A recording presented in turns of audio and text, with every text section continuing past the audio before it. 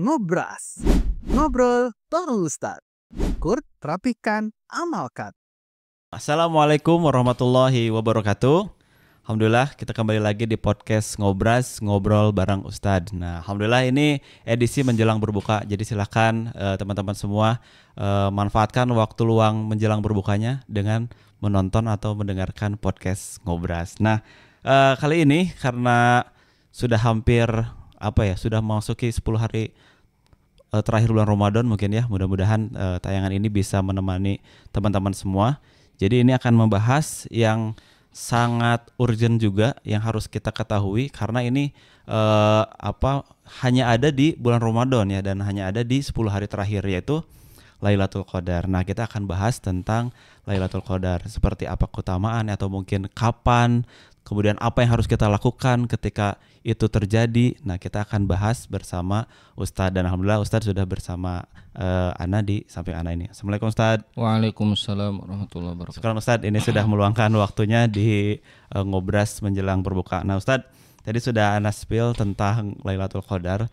Mohon disampaikan keutamaannya, kemudian apa yang harus kita lakukan di malam tersebut, dan apa aja sih dalil-dalil pendukung untuk kita lebih semangat melaksanakan ibadah di malam tersebut. Nah, seperti biasa Ustadz, kita sudah mengukur juga pandangan masyarakat. Kalau kebiasaan masyarakat, apa sih yang dilakukan ketika itu terjadi? Nah, Afwan Ustadz izin.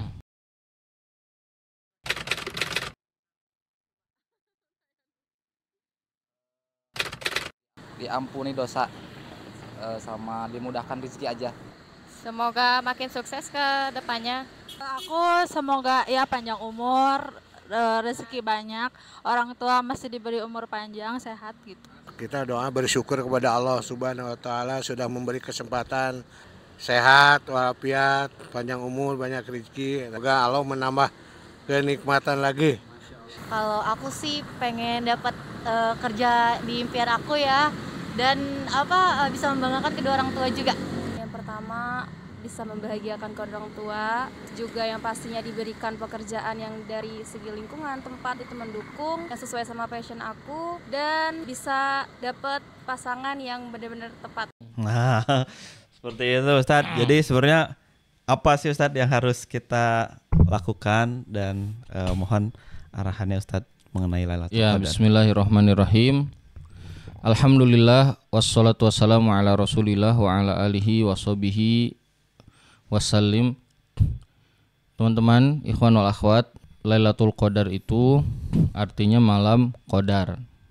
Qadar itu ada dua makna. Makna pertama, malam ditetapkannya takdir-takdir manusia setahun ke depan. Qadar yang kedua, maknanya adalah qadar itu sempit, malam yang di malam itu bumi menjadi sempit karena para malaikat turun ke bumi. Ya. Dan malam Lailatul Qadar ini disebutkan oleh Allah Subhanahu wa taala di dalam Al-Qur'an, bahkan ada satu surat khusus bernama surat Al-Qadar. Dan disebutkan di dalam dua surat Al-Qadar dan surat Ad-Dukhan. Kata Allah, inna anzalnahu fi lailatin mubarakah inna kunna mundirin fiha yufraqu kullu amrin hakim. Sungguhnya kami menurunkan Al-Qur'an di malam penuh berkah. Fiha yufraqu inna kunna mundirin, kami memberikan peringatan. Fiha yufraqu kullu amrin hakim, di dalamnya ditetapkan ditetapkan takdir-takdir setahun ke depan. Maksudnya dicatat kembali takdir yang akan dilakukan di setahun ke depan. Bahkan tahun ke depan apa akan terjadi, apa akan membaik atau tidak membaik, ditetapkan lagi di malam itu. Nah, di malam itu di mana ditetapkannya takdir, dan semua ketetapan takdir ini secara umum sudah ada di Lauhil Mahfud.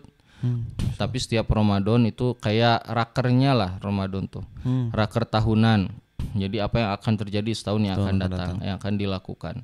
Makanya di malam Lailatul Qadar itu kita disunnahkan untuk banyak memohon berdoa kepada Allah SWT. Sebelum ke situ, saya ingin jelaskan Lailatul Qadar ini diturunkan atau ditetapkan oleh Allah Subhanahu wa taala khusus bagi umat Nabi Muhammad sallallahu alaihi wasallam. Karena dalam asbabun nuzulnya dulu para sahabat mendengar kisah-kisah orang-orang Bani Israel yang umurnya ratusan tahun bisa beribadah puluhan tahun. Sekali ibadah tuh puluhan, jihadnya 80 tahun gitu. Ibadahnya sekian puluh tahun. Ibadahnya doang tuh, jihadnya doang gitu. Nah, para sahabat merasa iri karena umat Nabi Muhammad umurnya tidak sepanjang umat dahulu. Dalam hadis disebutkan a'maru ummati baina sittina wa sab'in, umur umatku antara 60 sampai 70 tahun. Nah, kemudian ikhwan wal akhwat, kemudian para sahabat merasa kagum dengan amal mereka. Terus gimana kita? Kemudian turunlah surat Al-Qadar. Dan dijelaskan kata Jibril, sesungguhnya sudah diturunkan satu malam yang lebih baik dari seseorang beribadah selama 1000 bulan atau 80 tahun lebih. Nah, jadi Lailatul Qadar itu malam spesial khusus umat Nabi Muhammad. Bayangkan, kita ini umurnya pendek, ingin dapat bekal di hari kiamat nanti yang banyak. Gimana caranya? Allah memudahkan kita. Semalam doang kita beribadah lebih baik dari seperti orang yang beribadah 80 tahun lebih. Itu lebih baik dari itu. Jadi malam Lailatul Qadar malam spesial. Maka dari itu dalam riwayat disebutkan siapa yang diharamkan dari Lailatul Qadar maka dia telah diharamkan dari banyak kebaikan. Diharam maksudnya dia tercegah dari banyak kebaikan. Ini malam Lailatul Qadar malam spesial. Dan di malam itu para malaikat turun termasuk Jibril dan mereka mendoakan, kata Allah salamun hiya hatta matla'il fajar. Mereka terus mendoakan, menetapkan keselamatan sampai waktu subuh. Bagi siapa? Bagi mereka yang menghidupkan malam, berdoa, beribadah di malam itu gitu. Baik. Nah, ini Ustaz, Masya Allah. Jadi ini jangan sampai terlewatkan karena kesempatannya cuma satu malam. Ya, betul. Dan ini untuk mengejar ibadah kita dilipat gandakan dengan tadi 80 tahun tadi ya Ustaz ya. Dan ini Ustaz, kalau berbicara malam Lailatul Qadar, ini kan banyak juga pendapat turunnya itu sebenarnya kapan Ustadz, di malam berapa dan sebagainya. Karena banyak juga orang yang malah jadi kepikiran kayaknya mah malam ini deh, atau mungkin kayaknya bukan malam ini, mungkin besok. Nah, khawatirnya malah jadi menebak-nebak. Nah, ini bagaimana Ustadz? Turunnya malam Lailatul Qadar itu banyak hadis sahih berkaitan dengan malam Lailatul Qadar. Ada yang mengatakan, ada yang disebutkan malam 27, ini yang paling banyak diambil pendapatnya. Kemudian malam 23, ada yang mengatakan di malam 25, tapi ada juga dalil yang menjelaskan bahwa Lailatul Qadar ada 10 di 10 malam terakhir. Jadi ya bersungguh-sungguh aja di 10 malam terakhir. Ya. Maka i'tikaf itu solusinya. Kalau kita ada di masjid, i'tikaf setiap malam, kita ikut qiyamul lail, baca Quran, ikut dzikir, thalabul ilmi, berdoa.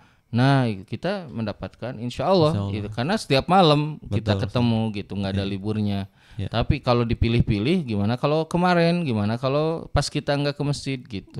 Atau mungkin hitungannya beda, mungkin menurut kita ganjil, tahunya itu mah bukan malam ganjil. Jadi nah itu, jadi makanya untuk mengantisipasi itu, i'tikaflah secara full selama malam-malam 10 hari terakhir untuk mendapat. Karena gini ya, teman-teman, kita ini kan butuh bekal nanti kalau meninggal gitu. Nah, kalau sholat malam setiap malam misalnya 5 jam 7 jam kan nggak sanggup kita. Gitu. Sholat malam paling berapa menit sanggupnya, ya berapa puluh menit gitu. Nah, baca Quran sehari misalnya seperti baca sehari 1 kali khatam kan nggak akan sanggup. Banyak yang nggak sanggup kecuali para penghafal Quran. Betul. Nah, sekarang Allah ngasih pahala yang besar, yang amalnya mudah gitu.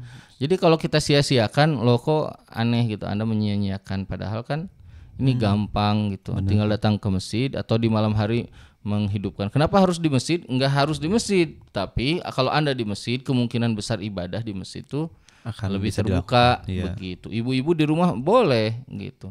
Nah, tapi Ya, di rumah itu godaannya banyak, bisa jadi tidur, bisa jadi malah ya macam-macam lah. Ya. Gitu, kebablasan dan atau ngobrol, tidur, nonton segala macam. Jadi maka ke masjid lah. Di masjid itu lebih terjaga gitu. Baik Ustaz. Berarti Afwan, kalau seorang ibu atau akhwat yang ada di rumah dan memang pada saat itu turun Lailatul Qadar tetap mendapatkan keutamaan tadi Ustaz? Iya, apabila dalam keadaan sedang beribadah. Ya, beribadah, sedang berzikir, berdoa gitu. Nah, tadi kan ditanyakan apa doanya di malam Lailatul Qadar. Nah, doa di malam Lailatul Qadar itu yang disunnahkan berdasarkan hadis Aisyah, yaitu adalah ketika Aisyah bertanya, apabila di malam yang di situ ada Lailatul Qadar, apa yang harus aku bacakan? Memperbanyak doa apa? Allahumma innaka afuwun tuhibbul afwa fa'fu anni. Allahumma innaka afuwun, ya Allah, engkau sesungguhnya engkau pemaaf. Ya, tuhibbul afwa, engkau menyukai maaf, ya, mencintai maaf. Dan fa'fu anni, maka maafkan aku. Maksudnya hapus dosa-dosaku, bersihkan diriku gitu. Itu diantara doanya. Doa-doa lain ya boleh apapun di malam yang baik-baik. Sesuai hajat. Ya, sesuai keperluan. Tapi yang paling penting doa itu adalah memohon ampunan atas dosa dan diterima amal ibadah dan diselamatkan dari neraka, dimasukkan ke dalam surga. Itu yang paling penting. Masya Allah, benar. Ya, kalau urusan dunia tuh ya itu tambahan aja gitu. Intinya tadi memohon ampun, selamatkan supaya kita masuk dalam surga. Karena dunia itu bukan parameter seseorang baik atau tidak baik gitu. Sesungguhnya Allah memberikan dunia kepada yang Allah cintai dan kepada yang tidak dicintai. Tapi kalau akhirat hanya kepada yang dicintai. Nah, tadi di awal saya jelaskan Lailatul Qadar itu, Lailah itu malam, Qadar itu adalah malam ketetapan. Ketetapan. Ada juga malam Qadar maknanya sempit. Dari mana Ustaz dalilnya? Kata Allah, fa amma idza mabtalahu faqadara alaihi rizqahu. Faqadara disempitkan rezekinya.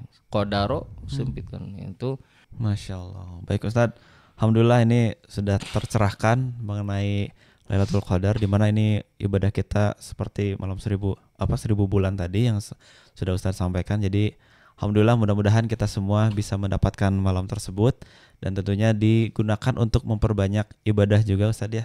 Dan semoga kita tadi bisa dengan ibadah tersebut kita semua masuk ke dalam surganya Allah Subhanahu wa taala.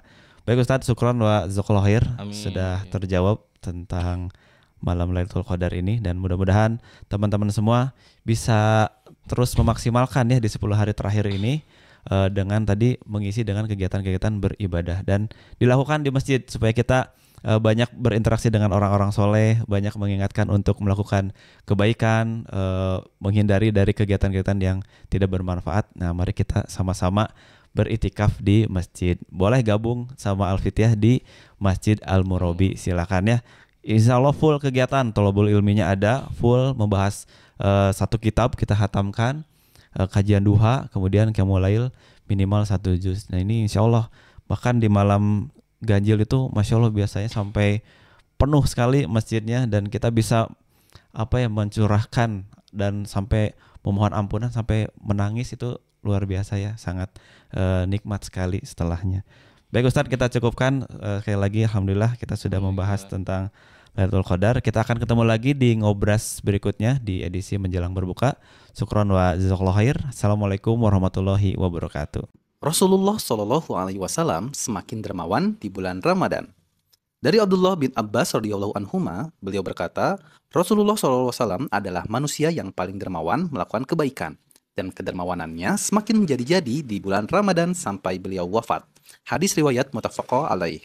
Mari ikuti jejak Rasulullah dengan cara salurkan infak, sedekah, zakat terbaiknya melalui